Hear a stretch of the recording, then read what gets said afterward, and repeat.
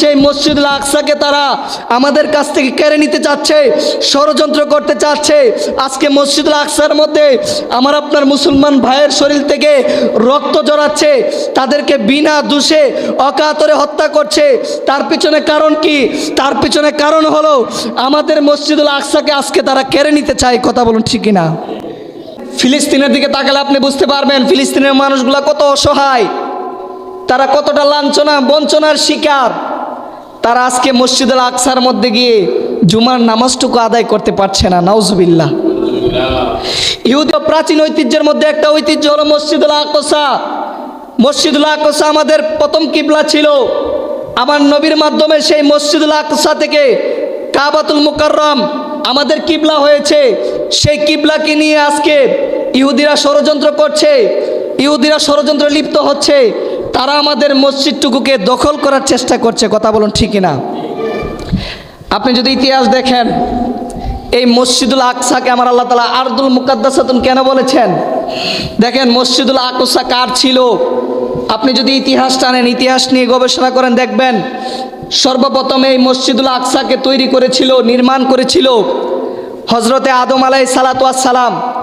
আদম আলাইহিস সালাতু ওয়াস সালামের পরে মসজিদুল আকসাকে নির্মাণ করেছে ইয়াকুব আলাইহিস সালাতু ওয়াস সালাম। ইয়াকুব আলাইহিস সালাতু ওয়াস সালামের পরে সর্বশেষ যিনি মসজিদুল আকসাকে নির্মাণ করেছেন তিনি হলো দাউদ নবীর সন্তান। দাউদ আলাইহিস সালাতু ওয়াস সালামের সন্তান সুলাইমান আলাইহিস সালাতু ওয়াস সালাম। সুলাইমান নবী মসজিদুল আকসাকে নির্মাণ করেছিলেন পৃথিবীর জমিনে। মসজিদুল আকসাকে তৈরি করেছেন। সেই মসজিদুল আকসা আজকে আমাদের মুসলমানদের ঐতিহ্য বহন করছে। এটা আমাদের মুসলমানদের সম্পদ, এটা আমাদের মুসলমানদের ঐতিহ্য, এটা আমাদের মুসলমানদের প্রাপ্য হক। কিন্তু আমরা সেই হক থেকে আজকে উপকার নিতে পারছি না, আমরা সেই হক নিতে পারছি না। কেন? কারণ ইহুদিরা ষড়যন্ত্র করে আমাদেরকে মসজিদুল আকসা থেকে বের করে দিচ্ছে।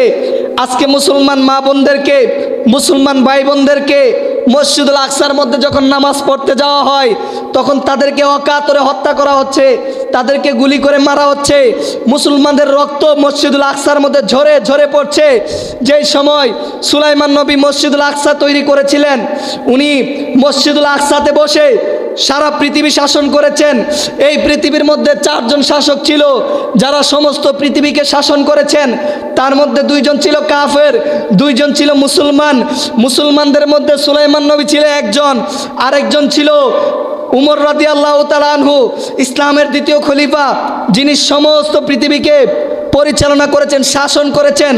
সুলাইমান নবী মসজিদুল আকসার মধ্যে বসে বসে আল্লাহর দিন কায়েম করেছেন, আল্লাহর পৃথিবীর মধ্যে ইসলাম প্রচার করেছেন, আল্লাহর পৃথিবীর মধ্যে মুসলমানদেরকে প্রতিষ্ঠিত করেছেন, উনি রাজত্ব করেছেন। আজকে সেই মসজিদুল আকসাকে তারা আমাদের কাছ থেকে কেড়ে নিতে চাচ্ছে, ষড়যন্ত্র করতে চাচ্ছে।